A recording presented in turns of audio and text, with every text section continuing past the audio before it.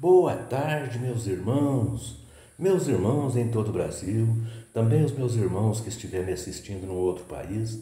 Uma ótima tarde para vocês e que Deus abençoe a vida de cada um de vocês. Meus irmãos, eu vou fazer mais um vídeo aqui e queria te pedir o seu joinha, né, para que o YouTube divulgue meus vídeos para mais pessoas. E queria também pedir para aquele irmão que assiste meus vídeos, mas ainda não se inscreveu no meu canal. Ô meu irmão, se inscreva aí. Queria também pedir para aquele irmão que é testemunha de Jeová, mas está desanimado lá na seita, né? Ele já não está mais acreditando muito ali, mas não pode perguntar, não pode questionar nada, né?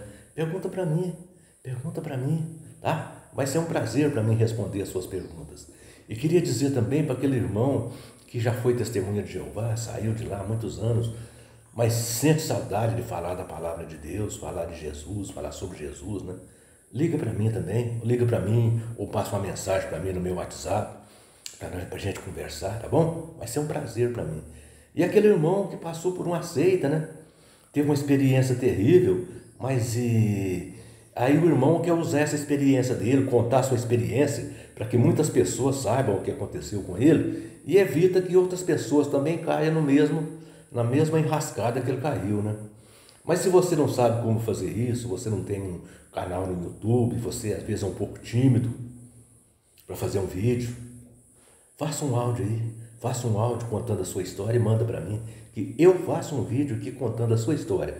Não precisa falar seu nome, nem cidade que você mora, nada. Eu faço um vídeo aqui contando a sua história. Vai ser um prazer para mim.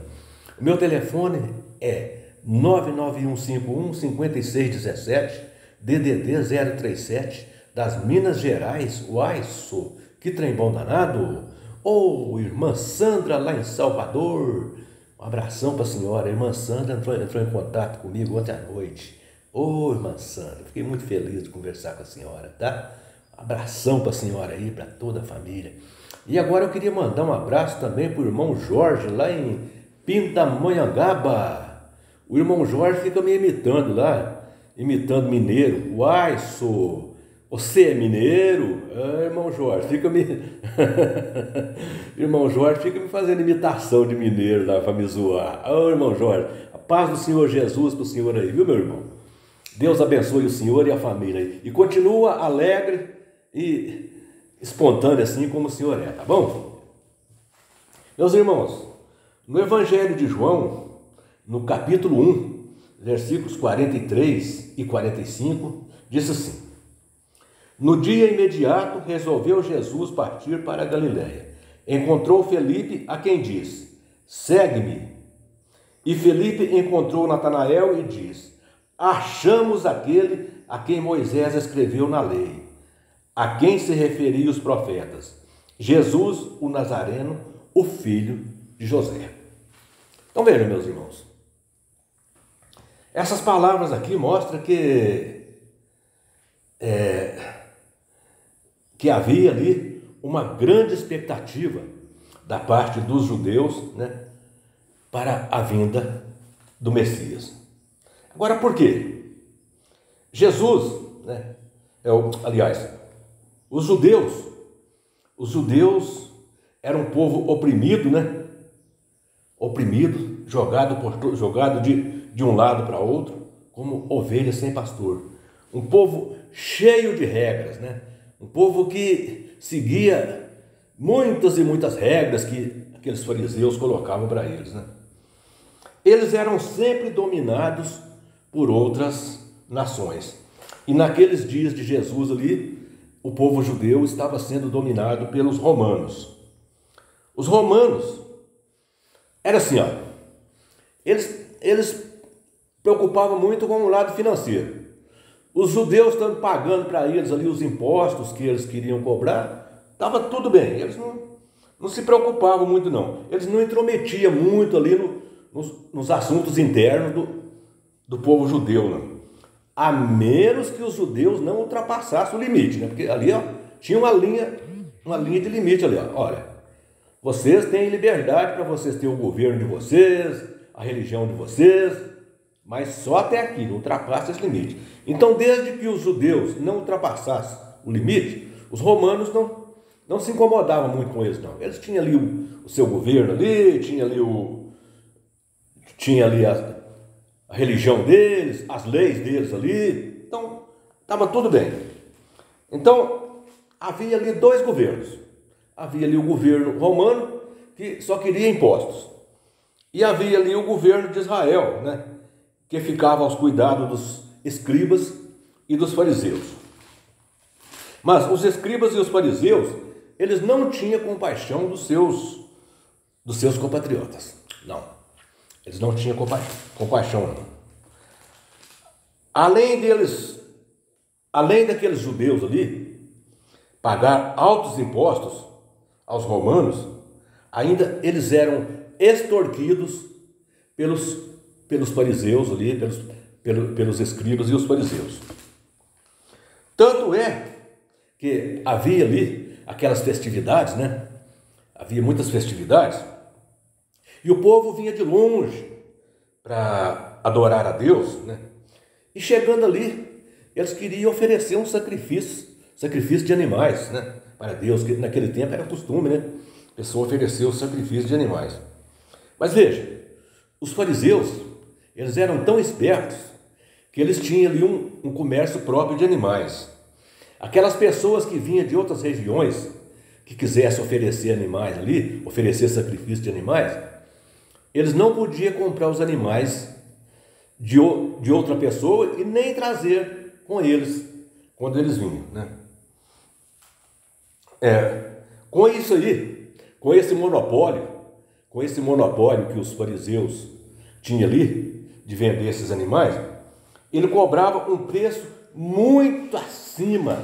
Eles cobravam um preço muito acima do valor normal dos animais. Agora, preste atenção. Como se isso não bastasse, eles tinham também uma moeda própria para comercializar os animais. Eles não aceitavam o dinheiro que aqueles peregrinos traziam, não. Bom, aqueles peregrinos chegavam ali, eles tinham que cambiar o seu dinheiro para comprar os animais. É muita esperteza, né? Esses fariseus são espertos, é muita esperteza. Eles tinham que cambiar o dinheiro para comprar os animais. Com isso, os fariseus ganhavam duas vezes. Os fariseus ganhavam no alto preço dos animais e na desvalorização da moeda dos peregrinos. Os peregrinos tinham que comprar a moeda deles para comprar os animais. E com isso aí, eles desvalorizavam a moeda dos peregrinos. Então veja, meus irmãos, é por essas e outras que os judeus tanto aguardavam a vinda do Messias. Eles achavam que o Messias ia chegar ali, expulsar os romanos e estabelecer um governo justo em Israel. É o que eles queriam, era um governo justo. Então eles achavam que Jesus chegava ali, mandava os romanos embora e estabeleceria um governo justo, né?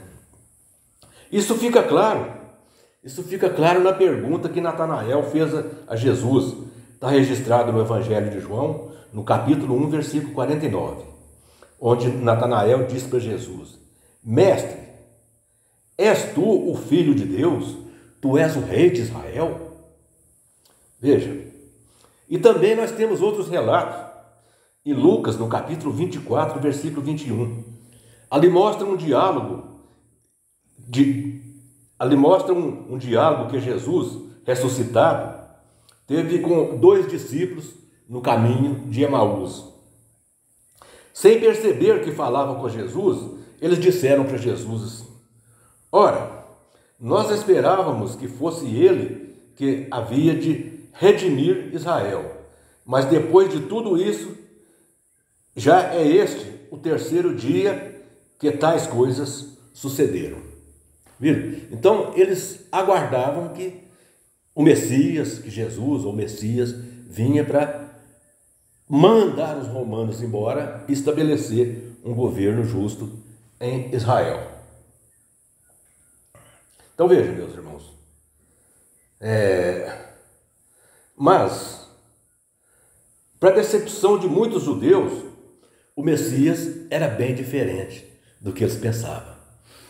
Eles esperavam um Messias guerreiro, um Messias que viesse guerrear contra Roma, né?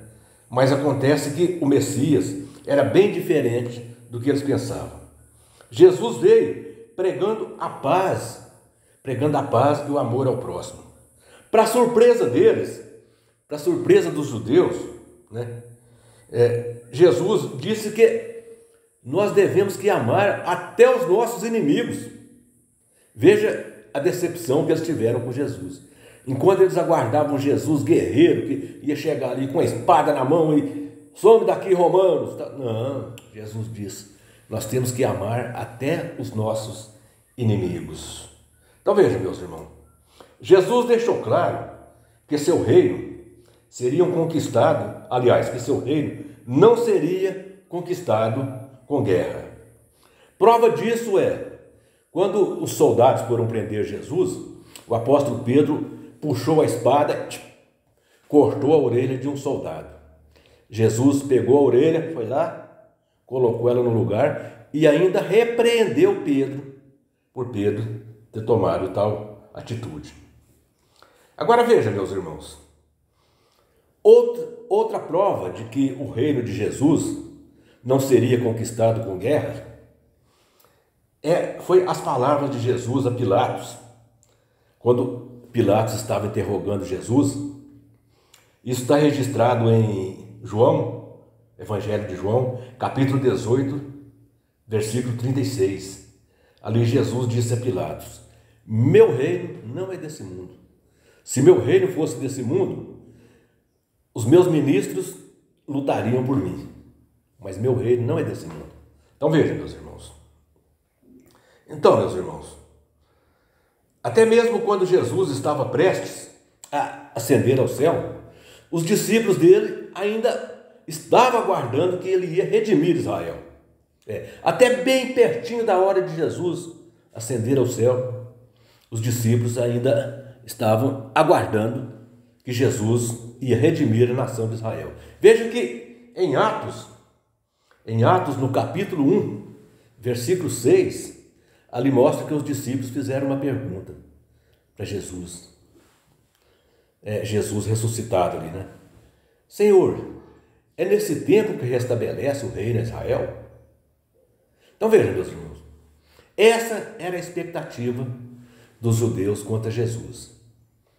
Por isso que Jesus foi rejeitado, porque eles queriam Jesus muito diferente daquele Jesus que eles encontraram, aliás, que nasceu ali em Israel. Eles queriam Jesus que guerreasse, que lutasse por eles. Só que a guerra de Jesus é diferente. A guerra de Jesus não é com a espada. A guerra de Jesus é com amor. Jesus veio para pregar o amor entre as pessoas. Isso que Jesus veio fazer. Jesus veio pregar o amor, pregar a paz, até mesmo entre os inimigos. E até aquele momento que Jesus subiu ao céu, os discípulos não haviam entendido isso. Tanto é que eles ainda fizeram essa pergunta para Jesus, né? Senhor, é nesse tempo que restabelece o reino de Israel? Então veja, meus irmãos, os discípulos só vieram entender que o reino de Jesus não era desse mundo, que o reino de Jesus era o reino celestial. Eles só vieram a entender isso após o momento que Jesus mandou o Espírito Santo sobre eles. Só depois de Pentecostes, ali da festividade de Pentecoste, quando os discípulos receberam o Espírito Santo, aí eles passaram a entender que o reino de Jesus não é o que eles estavam pensando. O reino de Jesus é diferente. Então, por isso que nós cristãos, nós não devemos revidar as agressões que sofremos. Nós temos que pregar, falar sobre Jesus, falar sobre o sacrifício resgatador de Jesus, falar por o que é que Jesus veio fazer aqui na terra. Jesus não veio aqui trazer guerra. Jesus não veio aqui trazer separação de pais e filhos. Jesus não veio aqui fazer pessoas, os irmãos matar uns aos outros, não. Jesus veio aqui trazer a paz e o amor. E essa paz, ela não está limitada somente às pessoas do nosso convívio. Essa paz é até mesmo entre as pessoas que nos odeiam, até mesmo entre os nossos inimigos. Por isso que nós temos que divulgar a palavra de Jesus para que as pessoas entendam que o amor de Jesus não tem limite. Jesus, ele morreu pelos nossos pecados, porque se Jesus não tivesse morrido pelos nossos pecados, quando a gente cometesse um pecado, nós tínhamos que ser morto, assim como era na nação de Israel. A pessoa cometia um pecado, ele tinha que ser morto. E nós hoje temos o direito de cometer um pecado e arrepender daquele pecado, né? E ter o perdão de Jesus. Tanto é que quantos criminosos aprenderam sobre Jesus dentro de uma penitenciária, pessoas que cometeram estupros, pessoas que cometeram homicídio, feminicídio, tudo. E ali dentro de uma penitenciária, eles aprenderam sobre Jesus e depois que saíram, se tornaram cristãos exemplares.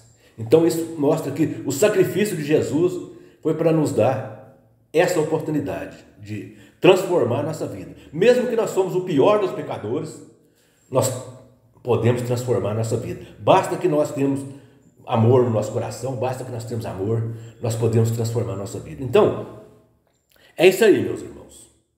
Jesus é isso aí. Jesus não veio trazer guerra. Jesus veio trazer paz. Jesus veio mostrar para nós que não é com espada que a gente resolve as coisas. O que a gente resolve é com diálogo e amor.